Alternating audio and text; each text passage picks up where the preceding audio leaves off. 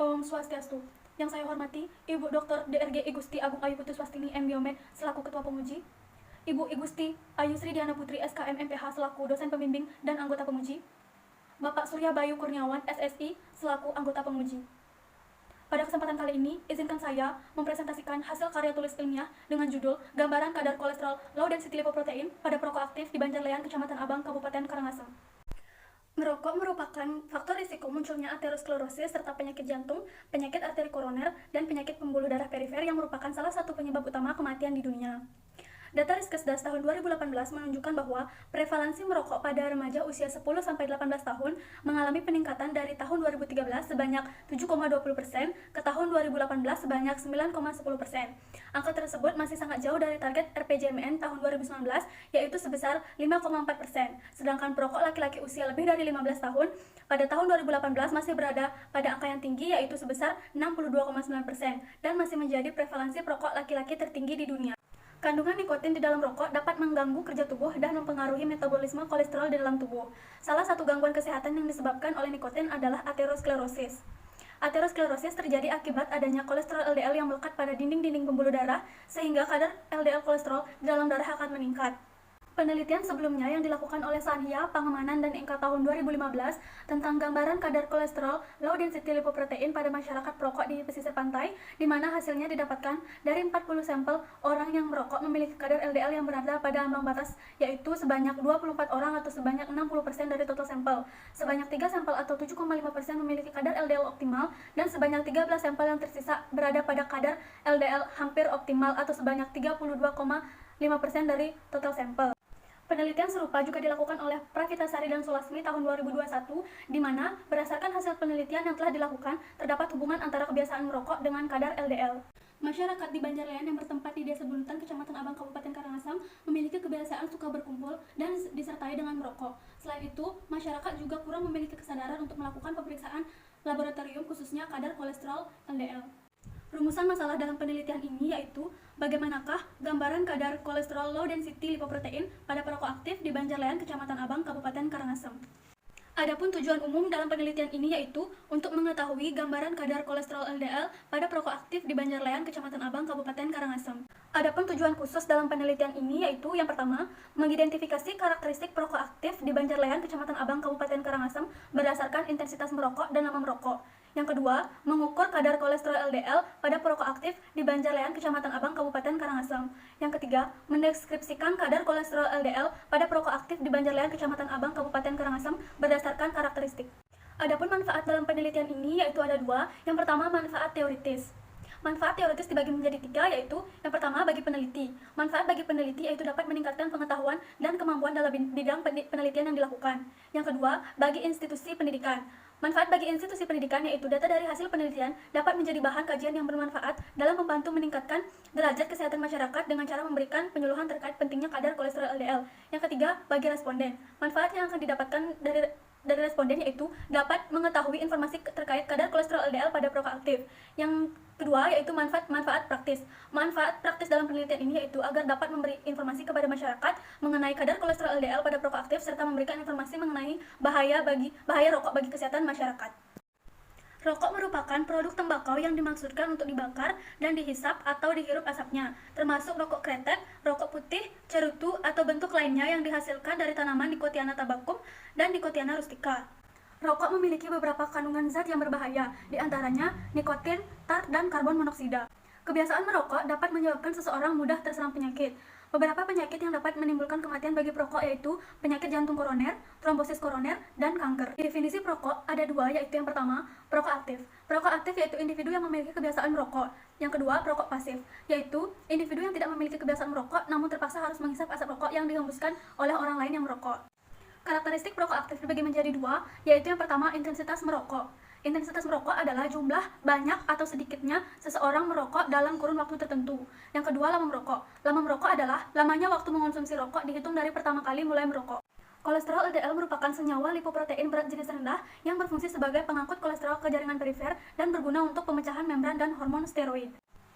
Faktor meningkatnya kadar kolesterol LDL dipengaruhi oleh beberapa faktor, yaitu faktor makanan, merokok, dan kurangnya berolahraga. Nilai rujukan yang digunakan dalam penelitian ini yaitu normal kurang dari 130 mg per dl, sedangkan tinggi lebih dari atau sama dengan 130 mg per dl. Metode pemeriksaan kolesterol LDL ada dua, yaitu metode formula Fredwald, yang kedua metode homogeneous enzymatic colorimetry. Meningkatnya kadar kolesterol LDL disebabkan bahan kimia tertentu yang ditemukan dalam asap rokok, salah satunya acrolein. Acrolein memicu proses yang mengubah struktur molekul LDL sehingga membuatnya menjadi tidak dikenali oleh sistem kekebalan tubuh. Sistem kekebalan tubuh mengeluarkan sel-sel darah putih untuk menyerang LDL, yang menyebabkan peradangan dan kemudian terakumulasi. Akumulasi ini akan menyebabkan penumpukan plak pada dinding arteri, yang kemudian mengeras seiring berjalannya waktu dan menyebabkan aterosklerosis. Berdasarkan kerangka konsep di atas, dapat dijelaskan bahwa rokok adalah salah satu produk tembakau yang dimaksudkan untuk dibakar atau dihisap maupun dihirup asapnya. Perokok adalah orang yang merokok atau menghisap rokok. Perokok dapat dibedakan menjadi dua, yaitu perokok aktif dan perokok pasif. Perokok aktif adalah orang yang merokok dan langsung menghirup asap rokok serta bisa mengakibatkan bahaya bagi kesehatan diri sendiri maupun lingkungan sekitar. Kandungan nikotin di dalam rokok dapat meningkatkan kadar kolesterol LDL di dalam tubuh. Hal tersebut juga dipengaruhi oleh beberapa faktor, diantaranya intensitas merokok dan lama merokok. Selain itu, faktor makanan dan kurangnya berolahraga juga dapat mempengaruhi kadar kolesterol LDL di dalam darah. Variabel dalam penelitian ini yaitu kadar kolesterol LDL pada perokok aktif. Selanjutnya, definisi operasional. Yang pertama, variabel perokok aktif. Perokok aktif merupakan orang yang merokok dan langsung menghirup rokok serta bisa mengakibatkan bahaya bagi kesehatan diri sendiri maupun lingkungan sekitar. Cara pengukuran yaitu wawancara dengan skala ordinal.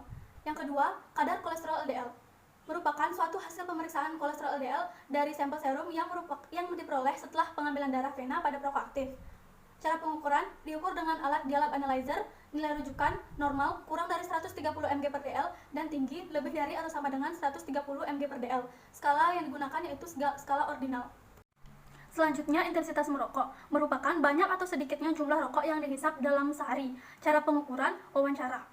Kategori yaitu perokok ringan menghisap 1-10 batang dalam sehari, perokok sedang menghisap 11-20 batang rokok dalam sehari, perokok berat yaitu menghisap lebih dari 20 batang rokok dalam sehari. Skala yang digunakan skala ordinal. Selanjutnya, lama merokok merupakan lamanya waktu merokok dihitung dari pertama kali mengonsumsi rokok. Cara pengukuran melalui wawancara dengan kategori baru kurang dari 10 tahun dan lama lebih dari 10 tahun, skala ordinal. Jenis penelitian yang dilakukan dalam penelitian ini yaitu penelitian deskriptif. Tempat penelitian. Pengambilan sampel akan dilaksanakan di Banjarlean, Kecamatan Abang, Kabupaten Karangasem, sedangkan pemeriksaan sampel dilakukan di RSUD Karangasem. Waktu penelitian dilakukan pada bulan Februari hingga Mei tahun 2022. Pada penelitian ini, populasi perokok aktif di Banjarlean, Kecamatan Abang, Kabupaten Karangasem yaitu sebanyak 63 orang. Unit analisis dan responden. Unit analisis pada penelitian ini adalah kadar LDL, sedangkan subjek dalam penelitian ini adalah perokok aktif di Banjarlean, Kecamatan Abang, Kabupaten Karangasem. Sampel penelitian dalam hal ini adalah perokok aktif yang berada di Banjarlean, Kecamatan Abang, Kabupaten Karangasem. Besar kecilnya sampel dapat ditentukan oleh beberapa hal, diantaranya besar biaya, waktu, dan tenaga. Menurut Cohen dan kawan-kawan tahun 2007, semakin besar sampel dari jumlah besarnya populasi yang akan ada, maka semakin baik. Tetapi ada jumlah batas minimal yang harus diambil oleh peneliti, yaitu sebanyak 30 sampel. Dikarenakan keterbatasan biaya dan waktu, maka dalam penelitian ini menggunakan sampel minimal yaitu sebanyak 30 sampel. Teknik sampling dalam penelitian ini yaitu purposive sampling, karena sampel yang diambil sesuai dengan kriteria inklusi. Kriteria inklusi dalam penelitian ini yaitu yang pertama, laki-laki yang aktif merokok, yang kedua, perokok aktif yang bersedia menjadi responden, yang kedua, kriteria eksklusi. Yang pertama, perokok aktif yang mengundurkan diri sebagai responden, yang kedua, perokok aktif yang dalam keadaan sakit. Jenis data yang dikumpulkan dalam penelitian ini adalah data primer yang diperoleh dari tanggapan atau jawaban yang diberikan responden atas wawancara yang dilakukan. Informasi yang akan peneliti dapatkan berupa identitas responden, lama merokok, dan intensitas merokok. Teknik pengumpulan data dalam penelitian ini yaitu wawancara dan pemeriksaan kadar kolesterol LDL dengan tetap menerapkan protokol kesehatan. Instrumen pengumpulan data dalam penelitian ini yaitu lembar persetujuan responden, lembar wawancara responden, alat pelindung diri, alat dokumentasi, alat tulis. Sedangkan alat dan bahan dalam penelitian ini yaitu tabung merah, tourniquet, alkohol swab, termometer, spike 3 mili, kapas kering, plaster, cooler box, sample cup, rak sample cup, mikropipet dan tip, dan alat Dialab Analyzer. Selanjutnya, prosedur kerja. Yang pertama adalah tahap pra-analitik. Alat pelindung diri digunakan seperti masker, jas lab, dan handscoon sesuai dengan standar protokol kesehatan. Selanjutnya, sebelum melakukan pengambilan sampel darah vena, peneliti harus memperkenalkan diri terlebih dahulu kepada responden. Selanjutnya, peneliti menjelaskan kepada responden mengenai prosedur yang akan dilakukan, serta menjelaskan manfaat dan tujuan dari penelitian. Selanjutnya, responden meminta untuk mengisi lembar persetujuan, kemudian data responden dikumpulkan dengan melakukan wawancara. Hal-hal yang diwawancarai yaitu identitas responden, lama merokok, dan intensitas merokok setiap hari. Kemudian, pengambilan darah vena diambil menggunakan spike 3 mili. Pada tahap analitik yaitu pemeriksaan kolesterol LDL dengan prosedur kerja sebagai berikut. Masukkan data pasien berupa nama, umur, dan pemeriksaan yang akan dilakukan pada komputer. Sampel yang sudah diisi identitas kemudian disentrifuge dengan menggunakan kecepatan 3000 rpm selama 10 menit untuk memperoleh serum. Serum yang diperoleh dimasukkan ke dalam sampel cup kemudian dimasukkan ke dalam alat Dialab Analyzer. Tekan rem sampel untuk memulai pemeriksaan. Hasil pemeriksaan akan keluar secara otomatis. Selanjutnya, post analitik, yaitu pencatatan hasil pemeriksaan. Pembacaan hasil. Jika hasil menunjukkan kurang dari 130 mg/dl, maka kadar kolesterol LDL di dalam darah dinyatakan normal, sedangkan jika hasil menunjukkan nilai lebih dari atau sama dengan 130 mg/dl, maka kadar kolesterol LDL di dalam darah dinyatakan tinggi. Selanjutnya, teknik pengumpulan data. Data yang diperoleh dari hasil wawancara dan pengukuran kadar kolesterol LDL pada perokok aktif di Banjarlayan, Kecamatan Abang, Kabupaten Karangasem akan dikelompokkan, diolah, dan disajikan dengan menggunakan teknik tabulating data, yaitu proses memasukkan data dari hasil penelitian ke dalam tabel-tabel, kemudian diberi narasi. Selanjutnya, analisis data. Analisis data yang digunakan dalam penelitian ini adalah analisis secara deskriptif, yaitu analisis yang bertujuan untuk menjelaskan atau mendeskripsikan karakteristik setiap variabel penelitian, di mana hanya menghasilkan distribusi frekuensi dan persentase yang kemudian dibandingkan dengan teori untuk selanjutnya dibahas. Etika penelitian yang dilakukan dalam penelitian ini yaitu lembar persetujuan, kemanfaatan, kerahasiaan, dan juga keadilan. Lokasi penelitian ini dilakukan di Banjarlayan, yang merupakan salah satu banjar yang terletak di Desa Bunutan, Kecamatan Abang, Kabupaten Karangasem, Bali. Batas wilayah Desa Bunutan di sebelah utara, Selat Lombok, di sebelah timur, Desa Seraya Timur, di sebelah selatan, Hutan Lindung Bukit Bisbis, di sebelah barat, Desa Purwokerti. Berdasarkan survei tahun 2016, mata pencarian penduduk yakni nelayan, petani, pengusaha, PNS, dan karyawan swasta. Desa Bunutan terdiri dari 10 banjar yaitu Banjar Bunutan, Banjarlayan, Banjar Banyuning, Banjar As, Banjar Batuk Sendi, Kusambi, Bangle, Sega, Cangwang, dan Gulinten. Selanjutnya, karakteristik subjek penelitian. Pada tabel, karakteristik perokok berdasarkan intensitas merokok menunjukkan bahwa dari 30 responden yang diteliti, sebagian besar responden merokok setiap hari dengan kategori ringan, yaitu sebanyak 15 responden atau 50%, dan yang terkecil yaitu kategori berat sebanyak 2 responden atau 6,7%. Selanjutnya, pada tabel karakteristik perokok berdasarkan lama merokok, menunjukkan bahwa dari 30 responden yang diteliti, sebagian besar responden pada rentang lamanya merokok kurang dari 10 tahun yaitu sebanyak 16 responden atau 53,3%, dan yang terkecil dengan rentang lamanya merokok lebih dari 10 tahun yaitu sebanyak 14 responden atau 46,7%. Selanjutnya, pada tabel kadar kolesterol LDL pada perokok di Banjarlayan menunjukkan bahwa dari 30 responden yang diteliti, sebanyak 23 responden atau 76,7% memiliki kadar kolesterol LDL kurang dari 130 mg/dl dengan kategori normal, dan sebanyak 7 responden atau 23,3% memiliki kadar LDL lebih dari atau sama dengan 130 mg/dl dengan kategori tinggi. Selanjutnya, hasil pengamatan terhadap subjek penelitian berdasarkan variabel penelitian. Yang pertama, pada tabel kadar kolesterol LDL responden berdasarkan intensitas merokok, di mana terdapat 4 responden atau sebanyak 13,3% yang memiliki kadar kolesterol yang tinggi, yaitu pada intensitas merokok 11-20 batang rokok per hari atau perokok sedang. Selanjutnya, pada tabel kadar kolesterol LDL responden berdasarkan lama merokok, yaitu terdapat 6 orang atau 20% yang memiliki kadar kolesterol LDL yang tinggi, yaitu pada rentang lamanya merokok lebih dari 10 tahun.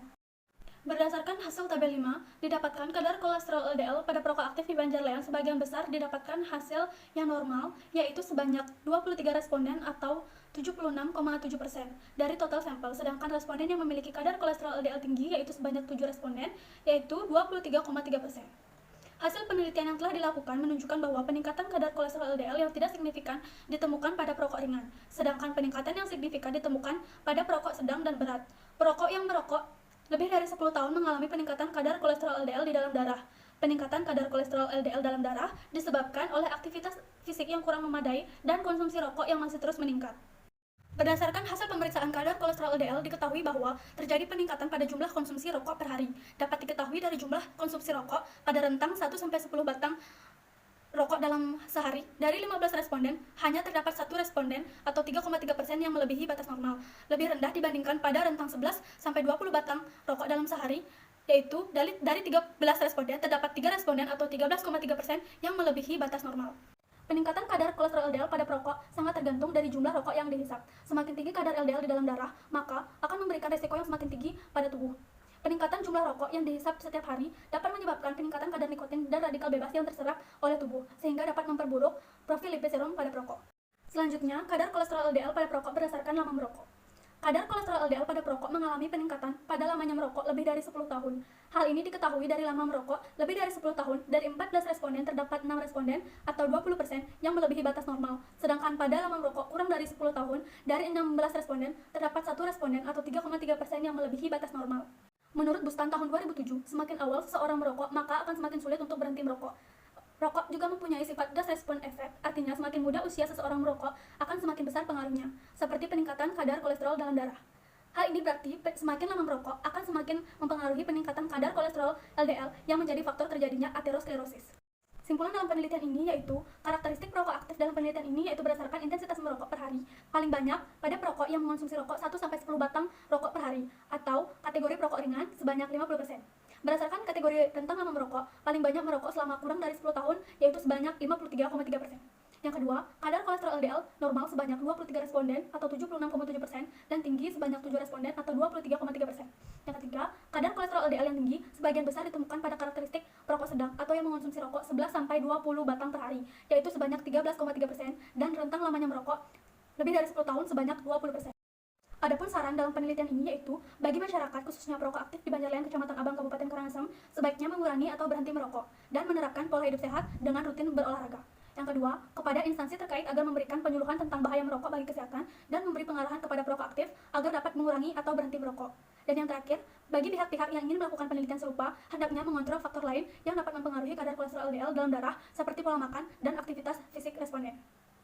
Sekian presentasi hasil penelitian yang saya lakukan. Mohon maaf apabila terdapat kesalahan yang disengaja maupun tidak disengaja. Akhir kata saya ucapkan terima kasih dan Param Santi. Om Santi Santi Santi.